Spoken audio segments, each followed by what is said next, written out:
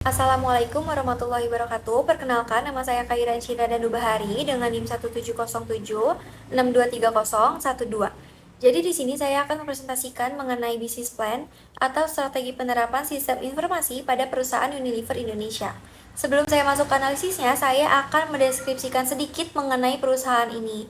Jadi, PT Unilever Indonesia ini merupakan anak perusahaan multinasional Unilever berbasis di Belanda, yang merupakan salah satu perusahaan fast moving consumer goods terbesar di Indonesia, yang didirikan pada tanggal 5 Desember 1933, yang awalnya itu beroperasi di Jakarta dengan nama Liver Sezip Febrianken N.V.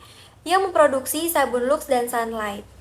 Dan pada tahun 1982, perusahaan ini menjadi pabrik dan kini memiliki lebih dari 40 merek terkenal dalam dua kategori utama. Yang pertama ada perawatan rumah dan pribadi seperti sabun dan deterjen. Kemudian yang kedua ada makanan dan penyegaran seperti margarin dan kecap. Lalu Unilever Indonesia ini mengoperasikan 9 pabrik bersertifikasi halal di Cikarang dan Rangkut, Surabaya, dengan visi menciptakan bisnis berkelanjutan dan berkontribusi positif pada masyarakat serta lingkungan. Beberapa merek populernya itu adalah Pepsodent, Rinso, dan Bango. Melalui inovasi dan produk berkualitas, perusahaan ini terus mendukung kesejahteraan masyarakat. PT Unilever Indonesia Tbk ini adalah perusahaan yang memiliki posisi kuat di pasar barang konsumsi Indonesia. Dengan melalui analisis SWOT ini, kita dapat mengidentifikasi kekuatan, kelemahan, peluang, serta ancaman yang dihadapi perusahaan ini. Kita masuk ke analisis yang pertama, yaitu kekuatan. Yang pertama, merek terkenal. Jadi Unilever ini memiliki banyak merek yang udah dikenal luas seperti Dove, Lifebuoy, dan Rinso yang memberikan daya tarik yang kuat kepada konsumen. Yang kedua itu inovasi produk. Jadi perusahaan secara konsisten meluncurkan produk baru dan memperbaharui produk yang ada untuk memenuhi kebutuhan pasar. Kemudian yang ketiga, jaringan distribusi yang luas. Jadi Unilever memiliki jaringan distribusi yang efisien yang memungkinkan produk mereka tersedia di berbagai lokasi. Kita masuk ke analisis yang kedua, yaitu kelemahan. Jadi selain ada kekuatan, pastinya ada kelemahannya juga. Yang pertama ini kinerja keuangan. Jadi meskipun memiliki pangsa pasar yang besar, beberapa laporan menunjukkan bahwa kinerja keuangan Unilever itu perlu ditingkatkan, terutama dalam hal likuiditas. Yang kedua itu ketergantungan pada bahan baku. Jadi kenaikan harga bahan baku dapat mempengaruhi margin atau keuntungan perusahaan. Selanjutnya kita masuk ke analisis yang ketiga, yaitu peluang. Yang pertama ada pertumbuhan pasar. Di sini pasar FMCG ini di Asia Pasifik termasuk Indonesia menunjukkan potensi pertumbuhan yang signifikan, terutama dalam kategori minuman dan perawatan pribadi. Yang kedua itu teknologi digital. Jadi adopsi teknologi digital dan e-commerce itu memberikan peluang untuk menjangkau konsumen dengan cara baru dan lebih efisien. Kemudian masuk ke analisis yang terakhir, yaitu ancaman. Yang pertama persaingan yang ketat. Jadi banyaknya pesaing baru dengan produk serupa dapat mengancam pangsa pasar Unilever. Yang kedua itu produk palsu. Jadi meningkatnya jumlah produk palsu di pasar dapat merusak reputasi merek Unilever dan menurunkan kepercayaan konsumennya. Selanjutnya saya akan mengidentifikasi masalah atau kebutuhan bisnis terkait teknologi. Jadi meskipun PT Unilever Indonesia ini telah berhasil mempertahankan posisi pasar yang dominan, perusahaan ini tetap perlu meningkatkan pemanfaatan teknologi agar tetap kompetitif. Salah satu masalah utama adalah perlunya sistem manajemen data yang lebih baik untuk mendukung pengambilan keputusan strategi. Implementasi teknologi informasi yang terintegrasi dapat membantu dalam analisis pasar serta pengelolaan rantai pasokan secara lebih efisien. Selain itu, investasi dalam platform e-commerce dan pemasaran digital menjadi penting untuk menjangkau konsumen muda yang semakin bergantung pada belanja online. Dengan mengatasi masalah ini, Unilever dapat meningkatkan daya saing dan responsivitas terhadap perubahan kebutuhan pasar. Berdasarkan solusi teknologi, menurut saya PT Unilever Indonesia Tbk ini dapat menerapkan cloud computing sebagai solusi strategi teknologi untuk meningkatkan efisiensi operasional dan daya saingnya di pasar. Pemilihan teknologi ini didasarkan pada beberapa alasan yang mendukung kebutuhan bisnis perusahaan ini. Jadi yang pertama itu ada skalabilitas. Berdasarkan skalabilitas ini, komputasi awan memungkinkan Unilever dengan mudah menyesuaikan kapasitas penyimpanannya dan pemrosesan data sesuai dengan kebutuhan bisnis yang berubah-ubah. Hal ini sangat penting dalam industri FMCG yang dinamis ini, karena di mana permintaan produk dapat berfluktuasi secara signifikan. Kemudian yang kedua itu biaya efektif. Jadi dengan menggunakan layanan cloud ini, Unilever dapat mengurangi biaya infrastruktur TI yang tinggi, seperti pemeliharaan server fisik dan perangkat keras lainnya. Model pembayaran berbasis langganan juga dapat memungkinkan pengeluaran yang lebih terencana dan fleksibel. Kemudian yang ketiga ini ada akses data real time, di mana cloud computing ini memungkinkan akses data secara real time dari berbagai lokasi, mendukung keputusan berbasis data yang lebih cepat dan akurat juga. Ini sangat penting untuk manajemen rantai pasokan dan analisis perilaku konsumennya. Implementasi cloud computing dapat meningkatkan efisiensi operasional Unilever Indonesia dengan berbagai cara. Yang pertama, peningkatan kolaborasi.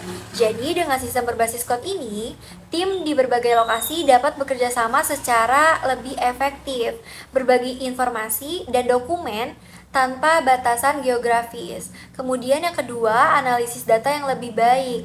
Jadi, cloud computing ini mendukung penggunaan alat analitik canggih yang dapat memproses data besar atau big data untuk memahami tren pasar dan perilaku konsumen dengan lebih baik, sehingga Unilever ini dapat merespon kebutuhan pasar dengan lebih cepat juga. Selanjutnya, yang ketiga itu pengurangan waktu siklus produksi. Jadi, dengan integrasi sistem manajemen rantai pasokan berbasis cloud ini, Unilever dapat mengoptimalkan proses produksi dan distribusi, mengurangi waktu siklus dari produksi hingga pengiriman ke konsumennya. Selanjutnya, dengan semua manfaat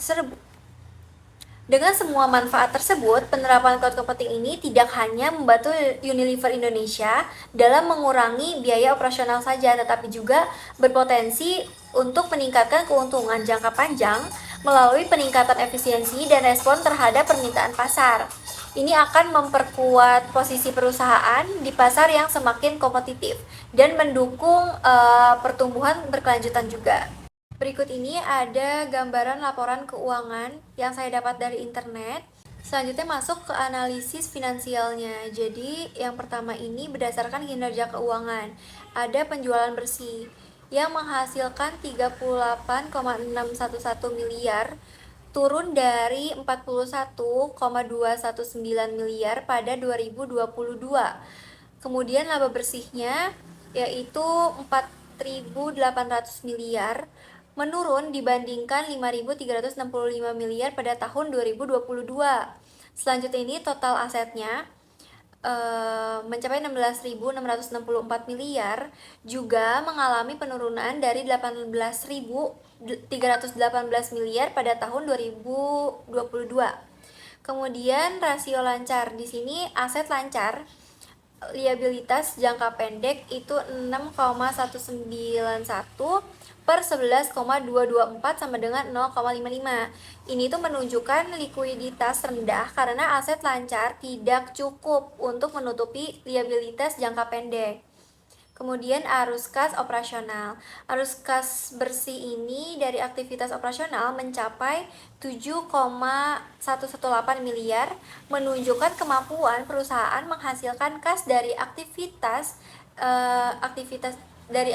inti yang cukup kuat. Kemudian ekuitasnya.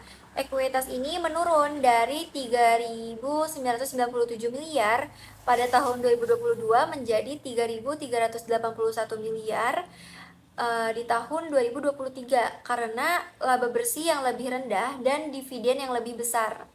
Kemudian kita masuk ke dampak implementasi teknologi cloud computing ini. Jadi, implementasi teknologi cloud computing dapat memberikan dampak positif terhadap operasional bisnis, terutama dalam konteks efisiensi, skalabilitas, dan penghematan biaya. Beberapa dampak signifikan yang pertama itu ada efisiensi operasional. Dengan menggunakan layanan cloud, perusahaan dapat mengurangi kebutuhan infrastruktur IT sehingga menurunkan biaya pemeliharaan. Kemudian yang kedua itu peningkatan kolaborasi. Teknologi ini memungkinkan karyawan untuk mengakses data secara real time dari mana saja, meningkatkan produktivitas dan kolaborasi. Kemudian yang ketiga, analisis data yang lebih baik. Cloud computing ini mendukung penggunaan big data dan analitik untuk memahami perilaku konsumennya, yang dapat membantu perusahaan merancang strategi pemasaran yang lebih efektif. Kemudian yang selanjutnya, keamanan dan keandalan. Jadi, dengan mitra cloud ini, risiko kehilangan data akibat bencana dapat diminimalisirkan. Kemudian yang terakhir, biaya IT yang variabel.